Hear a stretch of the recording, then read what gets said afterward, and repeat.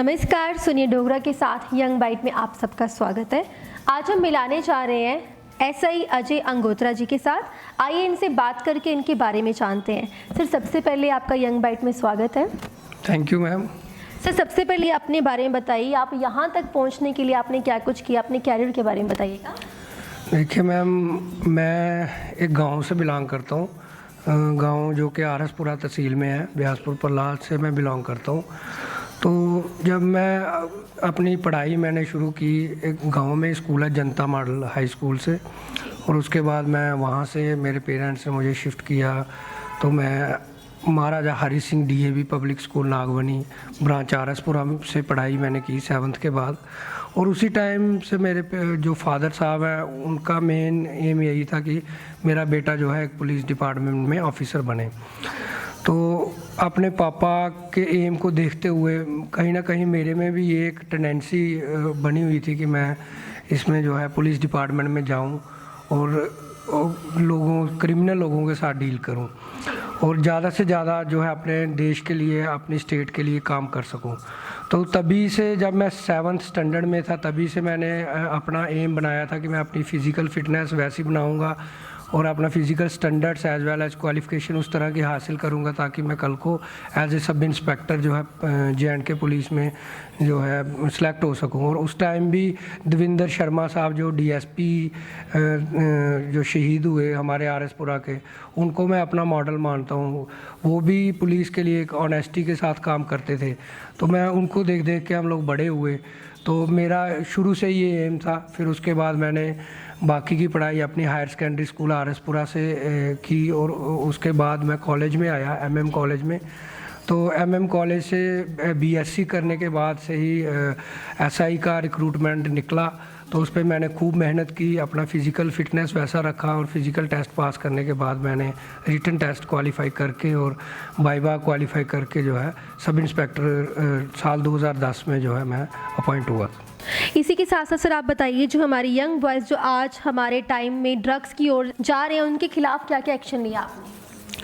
देखिए, आज का युवा है, जो यंग लोग हैं, उनका ज़्यादा से ज़्यादा फोकस जो है खेलों में होना चाहिए। लेकिन बजाय इसके जम्मू में आज की डेट में आप देखिए हेरोइन का नशा, चरस, गांजा, भुक्की, इस तरह के नशों में हमारे जो युवा हैं, हमारी यंग पीढ़ी है, वो इसमें इन्वॉल्व है और जिसकी वजह से बहुत ज़्यादा जो है हमारा जो आने वाला टैलेंट है वो स्पॉइल हो रहा है। तो इसके मद्देनज़र मैं 2015 से 16 तक इंचार्ज साइबर सेल भी रहा हूँ और बतौर इंचार्ज साइबर सेल वहाँ पे हमने बहुत सारे ड्रग डीलर्स को जो है अपने सीनियर ऑफिसर्स की डायरेक्शन पे हमने ट्रैक किया और ट्रैक करने के बाद पकड़े हैं और उनको पकड़ने के बाद जेल में आज की डेट में वो गए हैं।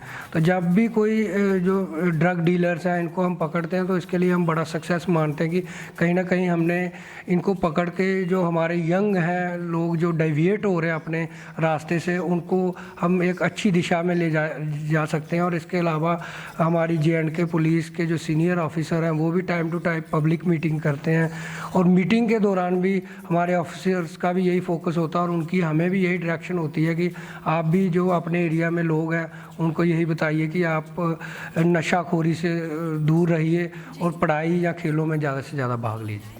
इसी के साथ साथ सर कई सारे आपको अवार्ड मिले और सर्टिफिकेट मिले हैं, आप बताइए आपको कौन कौन से किस चीज़ के मिले सर्टिफिकेट? जी, मैं सबसे ज़्यादा खुश तब हुआ कि हमारे जम्मू के बहुत ही एक नटोरियस क्रिमिनल जो है सन्नी बाबा, जो भागे हुए थे जेल जीएमसी से, तो उनको जब री अरेस्ट करना था, उनके एक नंबर की हमने ट्रैकिंग की। ट्रैकिंग मैं इंचार्ज था उस टाइम साइबर सेल में, तो ट्रैकिंग करने से हमें उनका जो लोकेशन है वो पठानकोट में आया और उस टीम में जाने का मुझे मौका मिला।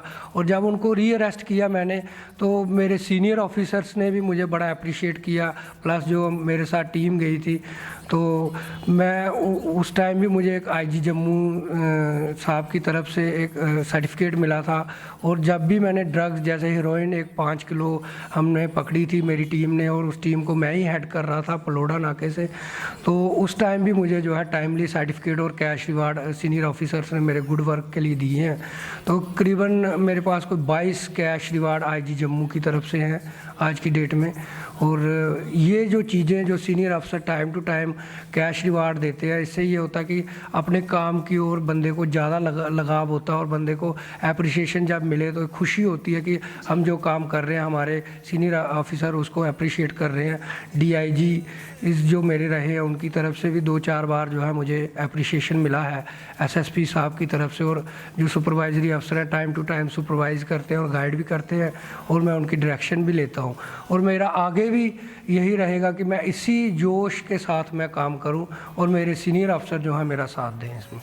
इसके साथ साथ सर, पुलिस की वर्दी पहनने के बाद आपको कैसा लगा? एक कॉलेज लाइफ और पुलिस लाइफ में आकर आपका क्या एक्सपीरियंस रहा? देखिए मैडम, कॉलेज लाइफ और पुलिस लाइफ में बहुत बड़ा डिफरेंस है। जब हम कॉलेज में होते हैं तो हमें इतना डिसिप्लिन के बारे में नहीं पता होता कि how to behave with public, हमें कैसा परफॉर्म करना है। हमें एक ही रोल को परफॉर्म कर रहे होते हैं। लेकिन एज ए पुलिस ऑफिसर जब आप यूनिफॉर्म पहन लेते हैं तो पुलिस एक डिसिप्लिन फोर्स है और डिसिप्लिन फोर्स का हिस्सा होते हुए हमें बड़ी सारी चीज़ें जो है मद्देनज़र रखते हुए चलना पड़ता है। हमें अपने बिहेवियर को लोगों के हिसाब से जो है एडजस्ट करना पड़ता है। हमें जो है अपने रोल्स को चेंज करना है। हमें हमारे रोल जो है कम्प्लेक्स हो जाते हैं, बड़े ज़्यादा मल्टीपल रोल जो हम प्ले करते हैं। तो पुलिस एक डिसिप्लिन डिपार्टमेंट है और इसमें हमें डिसिप्लिन और लीगल एक्शन लेना होता है, ना कि हमें लॉ को अपने हाथ में लेकर लोगों के अगेंस्ट कार्रवाई करनी है। हमें एक सर्टेन दायरे में रहकर उसी में काम करना है और आउटपुट जो है अपने डिपार्टमेंट को देनी है। चलिए, बहुत ही अच्छी बात है सर। इसके साथ साथ आप जब डिपार्टमेंट में आए आपने क्या क्या चेंजेस लाने की सोची? देखिए, जब मैंने पुलिस डिपार्टमेंट ज्वाइन किया तो मैंने अपना प्रैक्टिकल पीरियड डोडा ज़िले से शुरू किया और डोडा ज़िला में जब मैं गया तो वहाँ पे मैंने ऑब्ज़र्व किया कि यहाँ छोटे से छोटा भी कोई एप्लीकेशन आता था या एप्लीकेंट आता था वो एप्लीकेशन उर्दू में लेकर आता था। तो मैंने फ़र्स्ट एम यही बनाया कि पहले जो है उर्दू सीखा जाए। तो मैंने उर्दू पे अच्छा कमांड बनाया, उर्दू वहाँ डोडा में सीखा। और उसके बाद मैंने सोचा कि जब भी मैं खुद इंडिपेंडेंट इंचार्ज किसी पुलिस पोस्ट का आऊँगा या कभी लाइफ में एसएचओ लगूँगा तो मैं एक डिसिप्लिन के साथ काम करूँगा, ऑनेस्टी के साथ काम करूँगा और ऐसा काम करूँगा जिससे डिपार्टमेंट और सीनियर अफसरों को फ़ख्र हो। और ऐसा कोई काम ना करूँगा या ऐसा कोई भी मतलब एक्टिविटी ना करूँगा जिससे हमारे सीनियर अफसरों को जो है सिर झुकाना पड़े और लोगों से माफ़ी मांगनी पड़े। तो मैं बीइंग ए पुलिस अफसर कोशिश करता हूँ, डे बाय डे सीखता हूँ और प्रोफेशनल पुलिस अफसर बनने की कोशिश करता हूँ। जो हमारे सीनियर अफसर हैं उनको देखते हुए, उनको अपना रोल मॉडल मानते हुए उनकी डायरेक्शंस पे चलता हूँ। अपने डीएसपी साहब, अपने एसएचओ साहब, एसपी साहब, एसएसपी साहब को जो है उनकी गाइडलाइंस को लेकर वही मैं ग्राउंड पे इम्प्लीमेंट करने की कोशिश करता हूँ। जैसे सर आपने बताया कि आपने उर्दू सीखी, आपकी उर्दू काम आई, तो आप आज के जो यंग बॉयज़ है, युवा पीढ़ी है, उनको क्या कहना चाहोगे? क्वालिफिकेशन में क्या कुछ करना चाहिए यहाँ तक पहुँचने के लिए? इसके साथ साथ उनको कौन कौन सी भाषा जो है वो आनी चाहिए?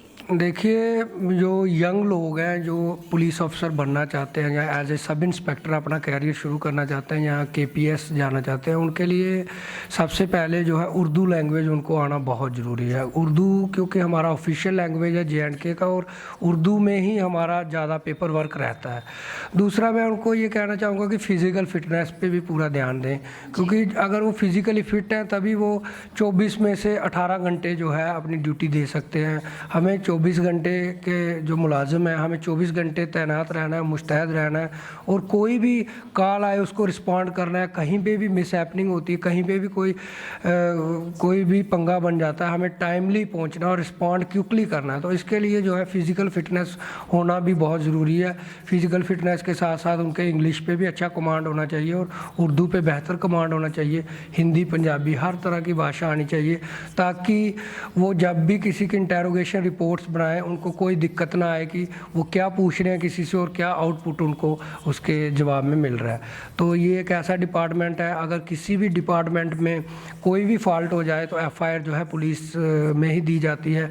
चाहे एजुकेशन डिपार्टमेंट में कोई चीटिंग हो जाए, फॉर्जरी हो जाए, चाहे बिजली महकमे में कुछ हो जाए, तो सारे डिपार्टमेंट्स का FIR एक ही डिपार्टमेंट लॉन्च करता है, वो है पुलिस डिपार्टमेंट। और पुलिस डिपार्टमेंट में जो पुलिस ऑफिसर चेयर पे बैठा है उसको प्रोफेशनल होना बहुत ज़रूरी है। बहुत ज़रूरी। इसके साथ साथ सर आपके पास कुछ केसेस ऐसे भी आ रहे होंगे जो युवा पीढ़ी, यंग बॉयज़ जो स्टडी करते हैं, तो वो आपके पास जैसे कि ड्रग्स वगैरह में, नशों में चले गए हैं, उनके लिए आप क्या कहना चाहोगे? उनको ऐसा क्या कुछ करना चाहिए? देखिए, जो लोग नशे के आदी हो चुके हैं, जो युवा हैं, उनको मैं यही कहना चाहता हूँ कि वो अपने रास्ते से भटक चुके हैं आज की डेट में, और वो जल्दी से जल्दी रिहैबिलिटेशन सेंटर जो है, ड्रग रिहैबिलिटेशन सेंटर है, वहाँ पे जाएं। उनके पेरेंट्स जो हैं उनकी प्रॉपर काउंसलिंग जो है साइकेट्रिक जो डॉक्टर्स हैं उनसे करवाएं, ताकि वो जल्दी से जल्दी उस चीज़ से बाहर निकल सकें। और टाइमली उनके पेरेंट्स का इसमें बहुत रोल है। उनके पेरेंट्स और उनका पीयर ग्रुप जो उनके फ्रेंड्स हैं, उनका भी बड़ा रोल है कि वो उनको रिहैबिलिटेशन सेंटर ले जाए और उनको गाइड करे कि उनकी लाइफ में क्या डिफरेंस आ चुका है ड्रग्स की वजह से as compare to normal person.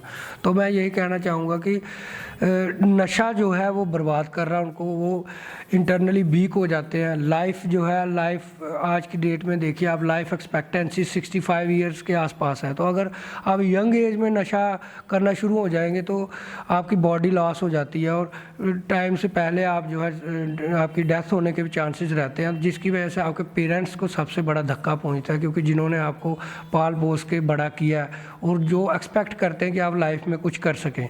तो मेरा यही मानना है कि रिहैबिलिटेशन सेंटर का बड़ा रोल है, डॉक्टर्स का बड़ा रोल है, प्लस पेरेंट्स को अपने बच्चों पे एक कड़ी नज़र रखनी चाहिए कि वो उनकी एक्टिविटीज़ ड्रग्स की ओर तो नहीं बढ़ रही हैं, और दूसरा उनका ग्रुप ऐसा तो नहीं है, उनके फ्रेंड सर्कल कैसा है, और सोसाइटी पे भी ये चीज़ें मैटर करती हैं। जैसे कि आपने कहा कि पेरेंट्स को भी उन पे बच्चों पे नज़र रखनी चाहिए कि उनका ग्रुप कैसी है, उनकी सोसाइटी कैसी है।